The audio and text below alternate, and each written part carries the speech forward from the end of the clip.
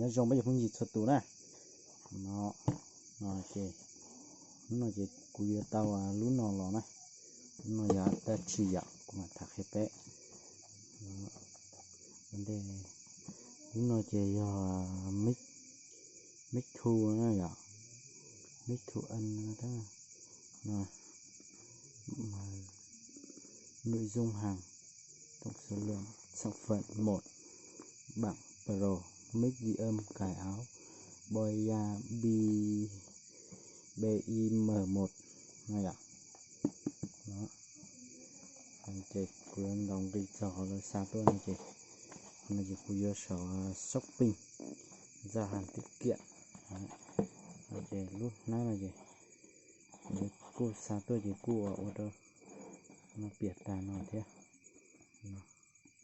cho biệt tà nó chỉ giờ oppo sẽ cho ý sinh phùa cái trái này bà sẽ phù một đất tiền là phùa cái trái này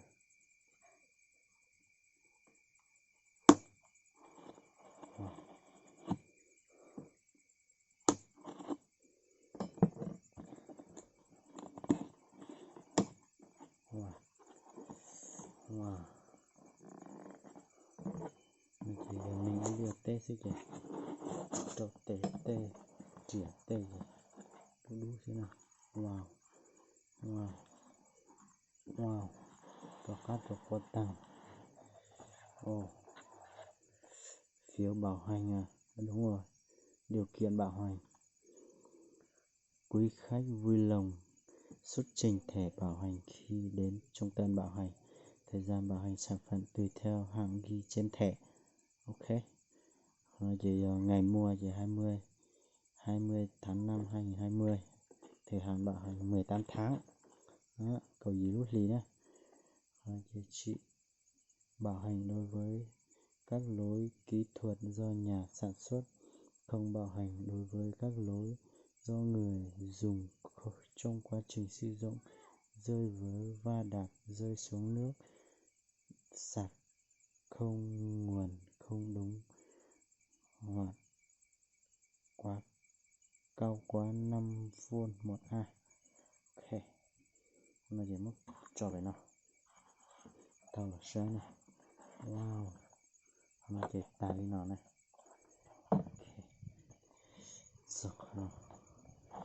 Ok, khi về số năm là nó đa rồi. Ok, khi đùa khi đi nó trú rồi này, bóc nguyên siêu. Wow, được nó đã khi xe này. Đây đã hướng dẫn sử dụng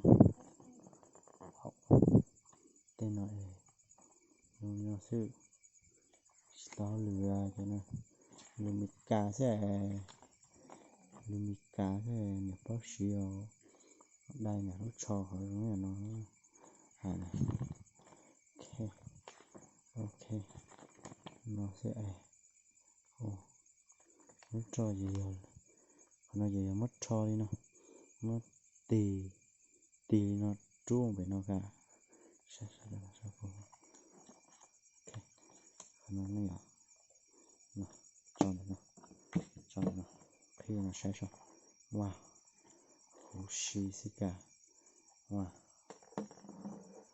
lúc mấy mẹ nó sư lúc mấy kể chúng nó sư mẹ chạp lại thì xí vào tao lấy đi. Ok, nó xuống chuối ạ. Ok, wow, có cả muốn chia ra sổ muốn dắt cán lên cả tivi à.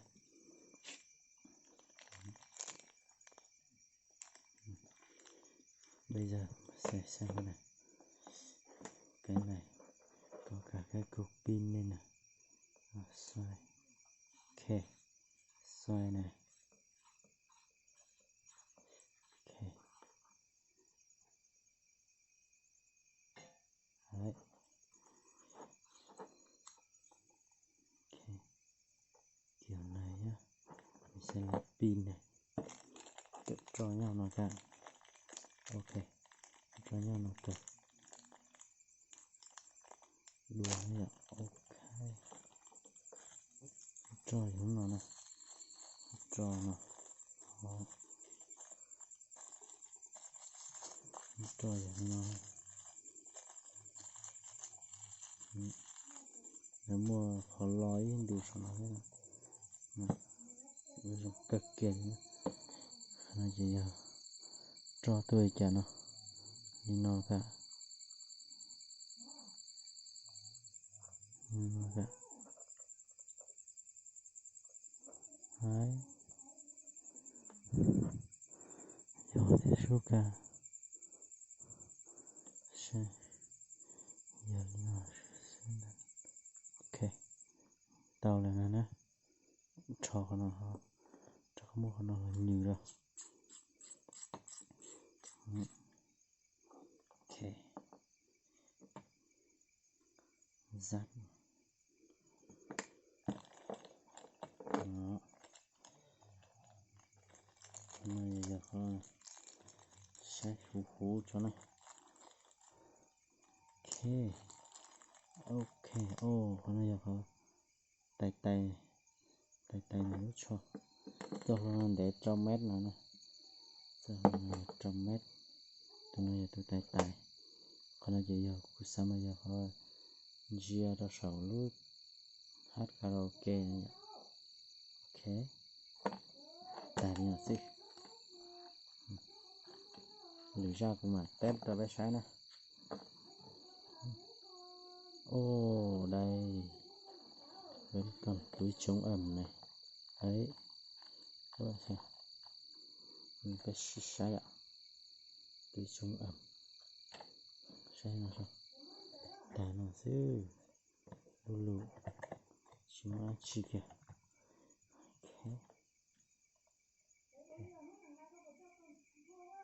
Ok, chú đi đây luôn sai chúa luôn nó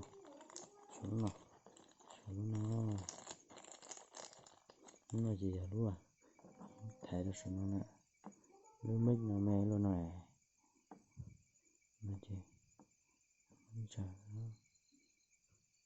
Ok, nó cả tôi tao cái này đi nó sư kệ cho nó này kho hồ say yêu dòng trắng kẹp vào nó rồi chả nó tao nói chơi gì mất tại cái nó sư hiện tại nó ấy nó sư nó giờ chả nó đấy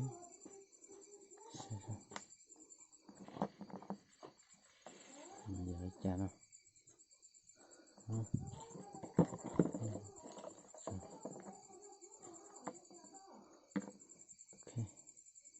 cô sĩ son chuột sao nó giờ lắm á nó mới nhiều quá chỉ nó kiểu này thì cho vào đây nữa cho nó giữ cho nó hơn cả bây giờ nó tải ra sự nó này còn nó mua tao tán nữa bây giờ vô kia tua nó mà vô ghi âm mà vô chuột tao gạch một số nó cả nó giờ khả năng nút cho đấy ạ, nó giờ khả năng nút cho đấy, nó chỉ đi chuyển một camera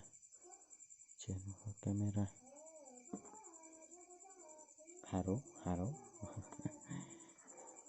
chỉ lý ra của mặt test đó cái sai này tí nè chỉ là nó gì nhà này thì sai dúa là chỉ một số shopping nhá nên sợ thì mix boy ra đi M1 nó vậy nó chỉ cùi dúa chỉ Oppo cho xa ốp vào xa cho dị sắc ok bé mà xin đi đồ lấy ra đó